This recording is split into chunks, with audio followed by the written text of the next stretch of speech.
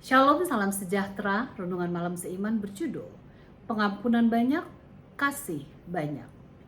Sebab itu aku berkata kepadamu, dosanya yang banyak itu telah diampuni, sebab ia telah banyak berbuat kasih. Tetapi orang yang sedikit diampuni, sedikit juga ia berbuat kasih. Lukas 7 ayat 47. Alkitab menceritakan suatu pesta yang diadakan di rumah Simon, di mana ia merasa khawatir bahwa penerimaan dan pengampunan Yesus dibagi secara cuma-cuma. Kemudian Yesus memberikan perumpamaan dari dua orang yang berhutang. Seorang berhutang jumlah yang sangat besar, sedangkan seorang lagi berhutang dalam jumlah yang kecil saja. Keduanya mendapatkan pengampunan. Nah, dalam Lukas 7 ayat 42 dan 43 Yesus bertanya, "Siapakah di antara mereka yang akan terlebih mengasihi dia?"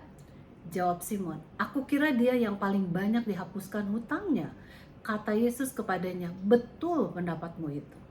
Untuk pengertian bagi kita sebagai manusia yang berdosa, pengampunan yang diberikan Yesus secara cuma-cuma itu berbahaya.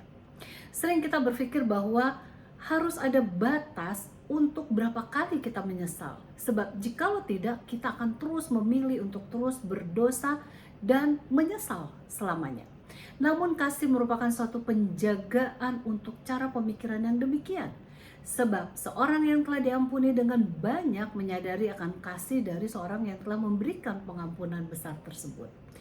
Nah, sebagai gantinya ia akan mengasihi si pemberi pengampunan itu dengan lebih besar. Mereka yang paling banyak diampuni Tuhan akan lebih mencintainya dan akan berdiri paling dekat dengan tahtanya untuk memujinya dan di atas kasihnya yang demikian besar dan pengorbanannya yang tak terbatas itu. Pada saat kita mengalami sepenuhnya akan kebesaran kasih Allah itu, maka kita akan menyadari betapa besar kekejian dosa. Sementara kita menyadari bahwa kita dicintai Tuhan tanpa syarat, maka kita akan bebas menyambut kasih-Nya yang agung itu. Nah, bila kita mengetahui dan percaya sepenuhnya akan kasih Allah kepada kita, maka kita akan dibawa kepada pertobatan. Lebih kita mengenal akan kasih-Nya, maka pertobatan kita akan menjadi lebih dalam. Bila kita mengasihinya, maka kita akan memelihara hukum-Nya. Ingatlah, hanya bila kita mengasihi Tuhan, maka kita akan dapat memelihara hukum-Nya. Buku The Desire of Ages halaman 668 menuliskan bahwa semua penurutan yang benar datang dari hati. Bila kita datang kepada Yesus setiap hari sebagaimana adanya, maka kita akan menyadari penerimaannya kepada kita. Bila Tuhan memberikan kepada kita kasih karunia pertobatannya, maka kita akan dapat mengerti akan kasih-Nya yang cukup besar untuk menawarkan pertobatan dan pengampunan.